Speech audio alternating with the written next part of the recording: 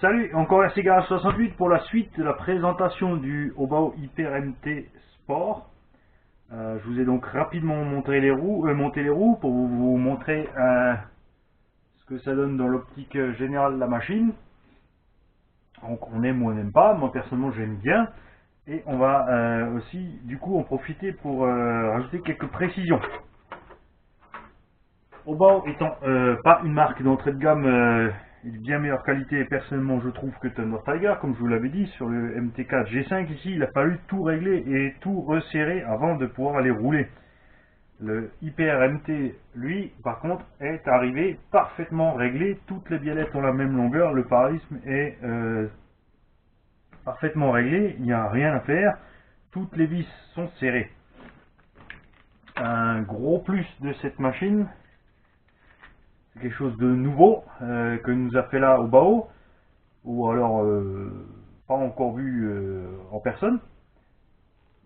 Ça, donc déjà à l'intérieur de l'écrou, vous pouvez voir, il y a des rainures qui font que l'écrou accroche bien sur le plastique. Alors ça en soi c'est pas une nouveauté, même Traxxas nous l'a fait sur le X-Max et d'autres constructeurs ou d'optionneurs nous le font.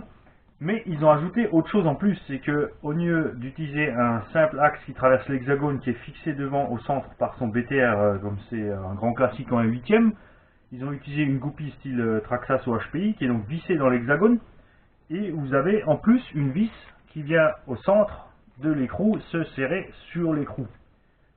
Donc vous serrez comme il faut vos roues, mais pas comme des bourricots, et ensuite vous serrez comme il faut cet écrou là-dessus, ce qui fait que pour réussir à desserrer l'ensemble lorsque le véhicule est en mouvement, va falloir s'accrocher. Là, ça m'étonnerait que vous réussissiez à faire des écrous de roues avec un montage pareil.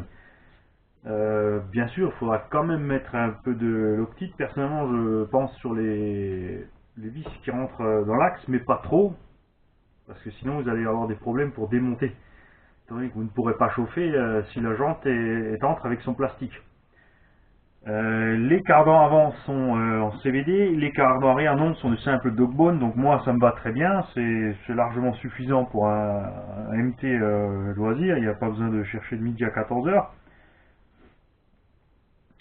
Par contre, j'ai trouvé quelque chose qui ne me plaît pas, c'est, regardez, donc j'ai mis les roues d'origine qui sont un poil plus petites que celles du Trooper par exemple. Déjà, lorsque j'enfonce à fond la suspension, le châssis est encore à presque un bon centimètre du sol. Même lorsque je presse fort, en fait, je n'arrive pas à aller toucher le sol avec mon châssis. Alors certains vont aimer, ils vont dire c'est bien, ça économise le châssis. Mais comme je vous l'ai déjà dit, le problème de ce genre de choses, c'est que le stress supplémentaire est imposé ici, sur le haut des amortisseurs et de la tourelle. Quand sur les gros sauts, les gros chocs, vous voyez ici, la tourelle se déforme. On ne voit pas bien à l'écran, je vais essayer de le faire contre moi. Non, on ne voit pas non plus, bref. Je vais vous montrer de près. En fait, vous avez ici un flex de la tourelle dû au stress imposé par la pleine compression des suspensions, puisque la coupelle étant butée avec le corps de l'amortisseur, vous avez ici une tige raide, donc vous transmettez directement le choc et l'impact sur le haut de la tourelle de suspension.